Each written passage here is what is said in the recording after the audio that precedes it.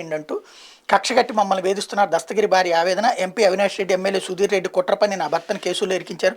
వివేకా కేసులో రాజీకి రావాలంటే అన్ని విధాలుగా ప్రయత్నిస్తున్నారు. బెయిల్ రాకుండా అనేక కేసులు, 50 రోజులుగా జైల్లోనే నా భర్త. షబీనా స్టేట్మెంట్ అంతా బాగానే ఉంది. కానీ ఇంతకీ ఆ, ఈ దస్తగిరి మొట్టమొదట గుండె మీద గొడ్డలు పెట్టి పొడిచింది నేనే అని చెప్పింది అదే దస్తగిరి కదా. మరి ఆయన సత్పురుషుడు అయిపోతాడు ఇప్పుడు. వాళ్ళ ఆవిడ అద్భుతమైనటువంటి మహానాయకురాలు అయిపోతుంది.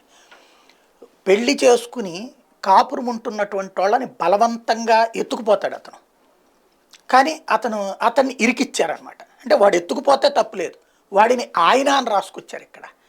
వాడు అమ్మాయిని ఎత్తుకుపోతాడు, వాడి ఇష్టం పంచాయతీలు చేస్తాడు, మర్డర్లు చేస్తాడు, చేసేసి ఎవడో రాజకీయ నాయకుని ఇరికిచ్చేస్తాడు. తద్వారా వాడు చేసేదంతా కరెక్ట్ అని చెప్తాడు. వాడి కోసం ఇక్కడ జడ్జిమెంట్లు ఇచ్చేస్తారు.